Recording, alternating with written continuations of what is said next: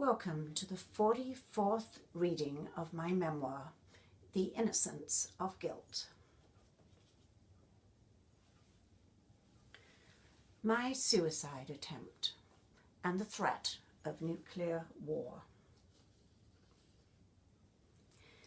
Keeping everything in brought on an unbearable strain, and as the weeks went by, my loneliness grew into a sense of detachment from everything and everybody around me. I knew I would be watched to see if I would break down again, so I made the attractive empty shell drag itself to work and go through the motions without me. Tempting thoughts of suicide consumed my waking hours. It seemed the only way out for me. I daydreamed about how my family would react when they found me dead. I cared little about their sense of loss.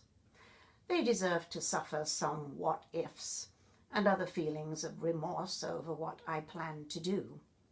So what if they suffered pain? They deserved no mercy because I hadn't received any. I was the one living with hopelessness and despair while they lived their lives in happiness. I waited for when I'd have the house to myself. The method? Death by gas in the scullery. Painless, or so I'd read.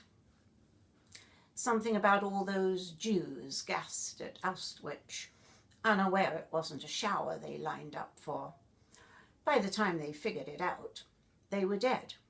Well, I had figured it out and welcomed the possibility. All I had to do was make sure the window and both doors were closed, extinguish the pilot light in the oven, turn on all the taps full blast, lie down on the floor, and let the gas do its work. It wouldn't take too long. Something else I'd read. The day arrived. A sunny afternoon, yet I did not appreciate its brightness. Another dull day in my dreary life, a life I wanted over. Before I knew it, the gas hissed gently out of the jets, filling the tiny room with its odious smell. Then, strangest thing, I found myself standing outside the back door on the concrete pad. No idea how I ended up there.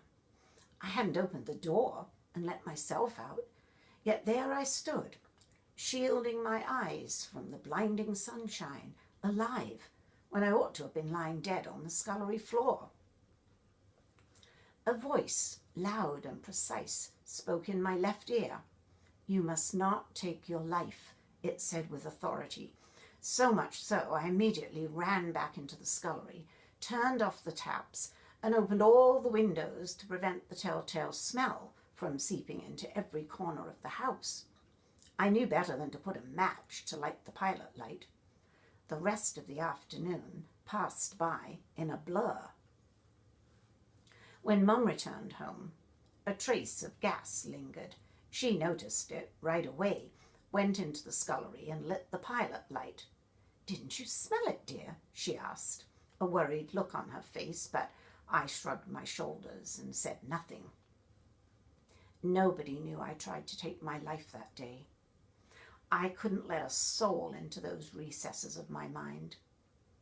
The voice in my ear, whomever it belonged to, knew though, and as much as I still wanted to die, I never actively planned it again. Instead, each night as I drifted off to sleep towards the only peace I knew, I prayed this prayer: "Please don't let me wake up in the morning." Ever since reading the diary of Anne Frank, I kept my own diary. It became an outlet for my pain and frustration, the only confidant I trusted with my aching heart. After work, I shut myself in the front room to write in the large book purchased from an office supply shop. Mum seemed relieved that something at last absorbed my spare time. Perhaps she imagined the novel I had talked about writing was at last taking shape, and her troubled daughter would soon be a famous author.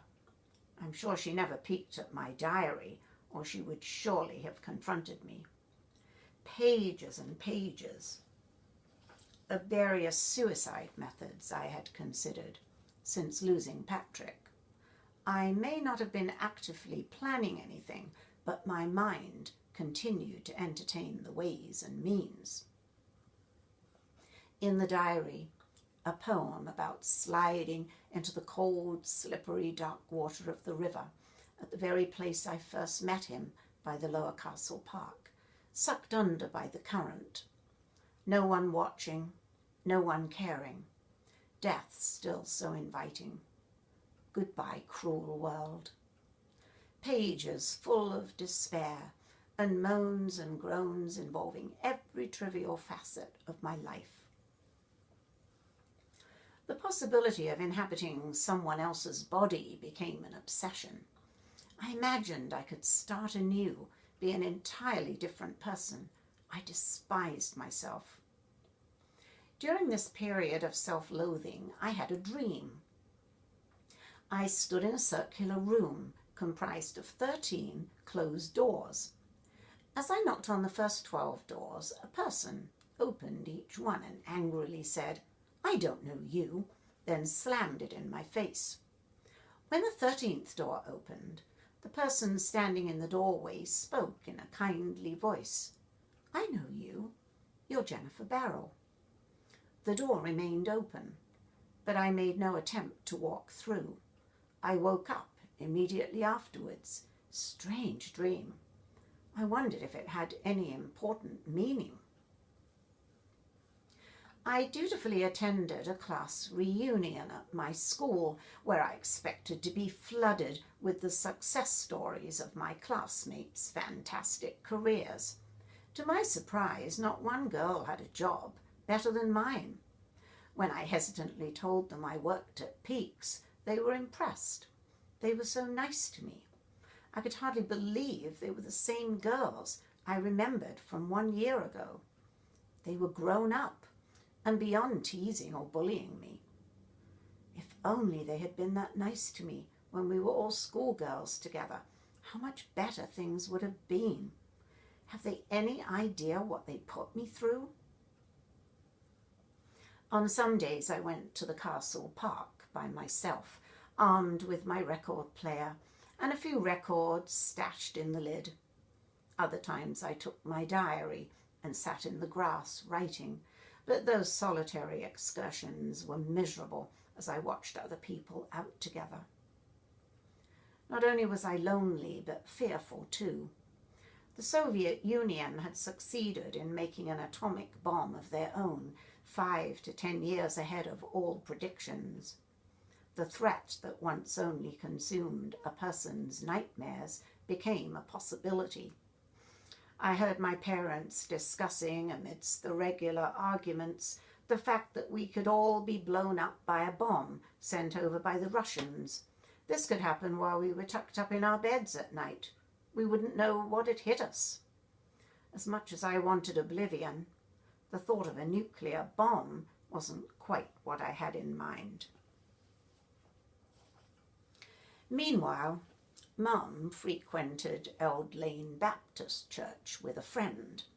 She brought home scary stories about the world ending, consumed by fire, and that maybe a nuclear attack was God's way of achieving this.